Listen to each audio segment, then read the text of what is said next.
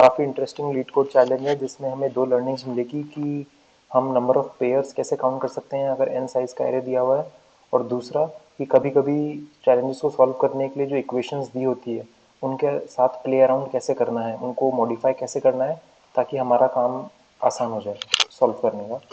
तो स्टार्ट करते हैं। इसमें हमें एक जीरो इंडेक्स्ड एरे दी हुई है जिसमें हमें बैड पेयर्स फाइंड करना है, और बैड पेयर वो होता है जो जिसमें i लेस देन j होता है and j minus I is not equals to nums j minus nums I. तो हमें ऐसे total number of bad pairs निकालने हैं इन नम्स। तो 4133 इसका एग्जाम्पल इन्होंने दिया है, और इसमें बैड पेयर दिया है 0 1। एक बैड पेयर इन्होंने काउंट इसलिए किया है क्योंकि 1 minus zero is not equals to 1 minus 4। Similarly सारे बैड पेयर कॉम्बिनेशन काउंट कर लिए और there are total of 5 bad pairs, तो इन्होंने 5 रिटर्न कर दिया है। तो पहली बात तो ये होगा कि हमें फाइंड करना होगा कि number of bad pairs find करने के लिए total number of pairs possible कितने हैं, ये भी हमें फाइंड करना ज़रूरी है।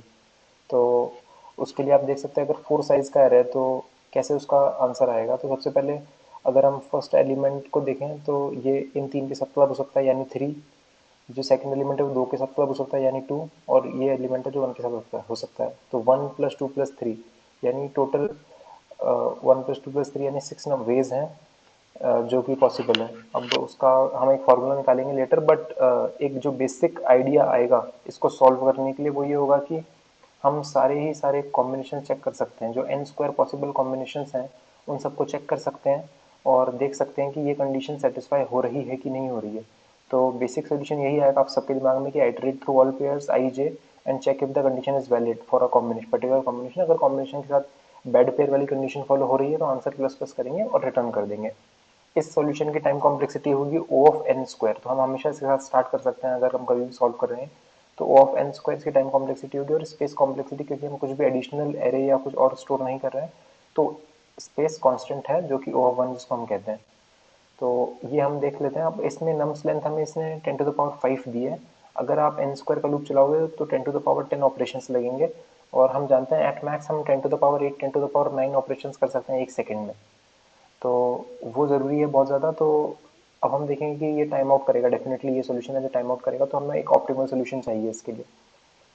तो इसमें हम थोड़ा अब चेंजेस करने पड़ेंगे, जो इक्वेशन है इसमें भी चेंज करने पड़ेंगे, आइडिया में भी हमें चेंज करना पड़ेगा। तो एक तो हम ये ऑब्जर्व कर सकते हैं कि बैड पेयर्स कितने होंगे, वो होगा टोटल माइनस गुड पेयर्स। और गुड पेयर्स ऐसे पेयर्स होंगे जहाँ पे J minus I equals to nums J minus nums I होगा। अब हम अगर जे और आई अगर हर कॉम्बिनेशन के साथ करेंगे इसको तो बहुत डिफिकल्ट हो जाएगा। तो एक ऑब्जर्वेशन इसमें हम यहाँ यूज़ कर सकते हैं कि J minus I not equals to nums J minus nums I is same as, हम नम्स आई को लेफ्ट साइड में लिया है तो नम्स आई माइनस आई हो गया, और जे को राइट साइड में ले गए यानी नम्स जे माइनस जे हो गया।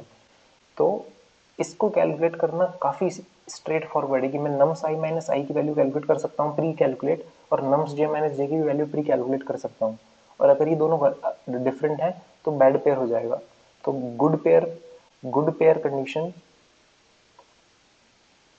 कंडीशन हो गई हमारी nums I minus I equals to nums में माइनस जे, और bad pairs equals to total minus good pairs हम कह सकते हैं। तो ये सबसे ज़्यादा इंपॉर्टेंट ऑब्जर्वेशन यही है कि bad pairs equals to total minus good pairs होगा, और गुड पेयर्स का हमने निकालने का एक तरीका बना लिया जहाँ से हम पहले तो नम्स ये देखेंगे कि nums I minus I equal है या नम्स जे माइनस जे के लिए। तो अभी भी हमारा एन स्क्वायर वाला काम है वो मिनिमाइज नहीं हुआ है, हमने एक तरीका निकाल लिया है। अब हमें ये करना पड़ेगा कि लेट्स से हम पूरी एरे पे आइटरेट करके मैंने सारे nums I minus I store कर लिए, ठीक है। अगर मैंने सारे nums I minus I store कर लिए और दो नंबर हैं, दो इंडेक्सेस हैं जिनका same nums I minus I value है, तो ये हम कह सकते हैं कि they will form a good pair, क्योंकि ये वाली जो इक्वल्स टू वाली कंडीशन है ये सेटिस्फाई हो जाएगी तो एक वो गुड पेयर बनाएंगे। ये एक ऑब्जर्वेशन बहुत इंपॉर्टेंट है इसके लिए। तो लेट्स से अगर एन नंबर्स ने सेम नम्स आई माइनस आई दिया तो कितने गुड पेयर्स पॉसिबल है उससे, तो हम ये कह सकते हैं N into N minus one by two good pairs possible है उससे। ये इंपॉर्टेंट है जानने के लिए। और ये वाला फॉर्मूला कहाँ से आता है N into N minus one by two, ये हम यहाँ से कैलकुलेट करते हैं कि veg to select. Let's say हमारे पास इंटीजर एन दिए हुए हैं तो हमारा टोटल सम क्या होगा एन माइनस वन, जैसा कि हमने यहाँ पे देखा था कि एन माइनस वन फोर के साथ, फिर एन माइनस टू, फिर एन माइनस थ्री, अंटिल हमारे पास वन बच जाता है। तो इसका अगर आप सम निकालोगे तो एक स्टैंडर्ड फॉर्मूला होता है हमारे अर्थमेटिक प्रोग्रेशन में N into N plus one by two. तो n हमारा इधर हो जाएगा n-1 और n+1 हो जाएगा हमारा n/2। तो ये फॉर्मूला हमने लगा दिया वेज टू सेलेक्ट के लिए। और तो और हमने गुड नंबर ऑफ पेयर्स भी निकाल लिए हैं। तो और हम बैड पेयर्स हम जानते हैं equals total minus good pairs होंगे। तो अब हम ये कैलकुलेट करते हैं एक बार कोड के थ्रू। तो नम हम एन हमने नम साइज के बराबर स्टोर किया। लॉन्ग लॉन्ग आंसर इंपॉर्टेंट है, ध्यान दीजिएगा। रिटर्न टाइप जो है इसका लॉन्ग लॉन्ग है, तो आंसर हमेशा लॉन्ग लॉन्ग होना चाहिए, इसकी ज़रूरत नहीं है हमें। हमने एक मैप बनाया जो कि वैल्यू टू काउंट है और वैल्यू हमारा नम्स आई माइनस आई है। तो हमने पूरी एरे पर आइटरेट करके नम्स आई माइनस आई का काउंट प्लस प्लस कर दिया है। और एंड में हमने number of good pairs count करने के लिए नंबर ऑफ, ये हमारा है good pairs, good pairs count करने के लिए हमने ways to select X dot second, यानी जितने नंबर्स का सेम डिफरेंस आया है, नम्स आई माइनस आई जिन जिन नंबर का सेम आया है उनका हमने ways of select plus ways to select plus plus कर दिया हमारे गुड पेयर्स में। और हमने total number of good pairs find कर लिया। और हमने फिर एंड में हमने total number of ways to select N में से हमने गुड पेयर्स माइनस कर दिया, तो हमारा आंसर आ जाएगा total number of bad pairs. तो एक बार हम इसको चला के देख लेते हैं कोड को।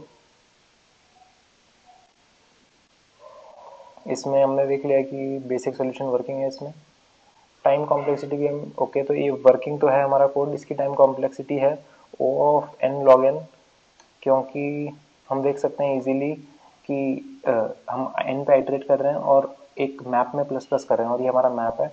तो ओ ऑफ एन लॉग एन है, स्पेस हमारा ओ ऑफ एन है इसमें, ये भी हम कह सकते हैं इजीली क्योंकि हम एक मैप पूरा स्टोर कर रहे हैं। इसको ऑप्टिमली बनाने के लिए हम मैप की जगह अनऑर्डर्ड मैप यूज़ कर सकते हैं, क्योंकि हमारा जो ऑर्डर ऑफ एलिमेंट्स है वो बिल्कुल भी मैटर नहीं करता है। तो इसको हम इस तरीके से भी सॉल्व कर सकते हैं, उससे हमारा टाइम कॉम्प्लेक्सिटी थोड़ा और अच्छा हो जाएगा, ओ ऑफ कॉन एन हो जाएगा। तो आप देखेंगे 25 से 75% पहुंच गया हमारा रन टाइम। और यहाँ पर ऑलमोस्ट आधा सा हो गया, 265 453 से पहुँच गया। स्पेस ऑलमोस्ट सिमिलर सा ही है, तो उसमें कोई डिफरेंस नहीं है। तो ये हमारी कॉम्प्लेक्सिटी हुई सोल्यूशन की। और हमारे जो दो लर्निंग्स है इससे ये होगा कि how to count pairs given N size, N size से हमारा जो एन फॉर्मूला है वो निकल आया है। और दूसरा कि कभी कभी हमें इक्वेशन को मॉडिफाई भी करना पड़ सकता है सॉल्व करने के लिए किसी भी लीड कोड चैलेंज को, तो वो कैसे हम कर सकते हैं ये इंपॉर्टेंट है। तो इन दो लर्निंग्स को लेते हुए हम आगे बढ़ेंगे। और अगर आपको इसमें कुछ भी यूजफुल लगा हो तो सब्सक्राइब जरूर कीजिएगा। Thank you.